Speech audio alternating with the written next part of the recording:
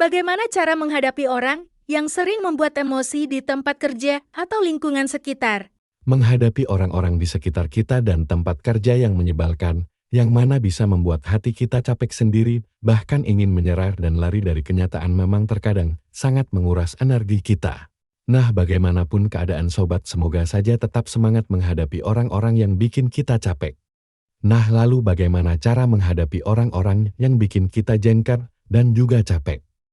Sekarang coba pikirkan tentang orang-orang yang terkadang bikin kita jengkel dan capek, dan terkadang pernah terbesit dalam pikiran Anda. Apakah sebaiknya saya mati saja? Pernahkah sobat terbesit pikiran seperti itu? Nah, sebenarnya apa sih penyebabnya itu semua terjadi? Ternyata sebenarnya penyebabnya adalah dari diri kita sendiri. Loh, kok bisa gitu?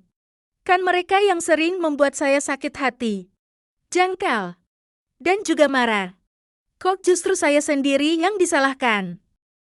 Jadi begini ya, sebenarnya hampir semua masalah yang datang kepada kita itu disebabkan oleh diri kita sendiri.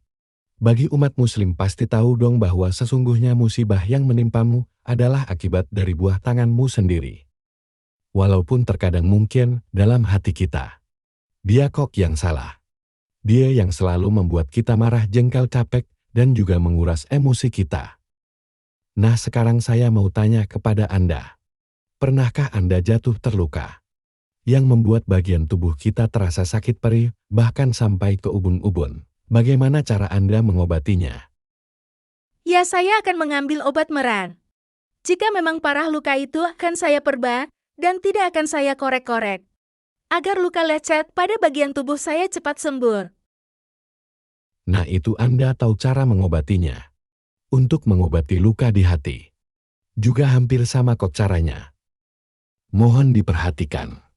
Jika kamu terus saja menyalahkan orang lain, yang sering membuat kita jengkel, marah, dan kecewa, maka semakin hari saya yakin bahwa luka di batinmu tidak akan pernah sembuh.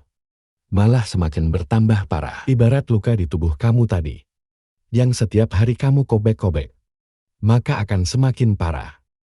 Cobalah untuk membiarkan dulu luka itu mengering, tanpa harus memikirkan kesalahan orang lain, yang mana jelas-jelas membuat hati kita semakin bertambah sakit. Terkadang diam adalah jawaban yang paling sempurna untuk menghadapi orang yang terus mencela kita. Karena ketika kita marah kepada orang lain, kemudian menceritakan keburukannya kepada orang lain, hanya akan membuat luka kita semakin dalam. Itulah sebabnya dalam agama melarang kita bergosip. Karena sebenarnya dengan bergosip justru kita sendirilah yang dirugikan, yang mana akan menumbuhkan penyakit hati. Lalu bagaimana cara mengatasinya? Dikarenakan terkadang luka yang begitu dalam tidak bisa sembuh dengan hanya didiamkan saja. Berikut cara agar luka tadi cepat sembuh. Caranya adalah doakan orang yang menyakiti hati kita agar mendapatkan hidayah. Loh, kok begitu? Keenakan dong mereka.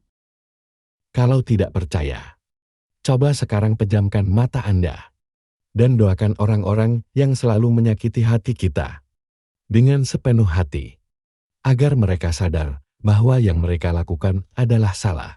Kemudian rasakan ya, apakah hati Anda semakin lapang atau justru bertambah sakit. Nah, sekarang Anda tahu kan cara menghadapi orang-orang yang sering membuat hati kita sakit. Pertama adalah diamkan mereka. Jangan membahasnya. Kemudian yang kedua adalah doakan mereka. Semoga tips-tips yang kami berikan bermanfaat. Jangan lupa ikuti kami terus untuk tips-tips lainnya.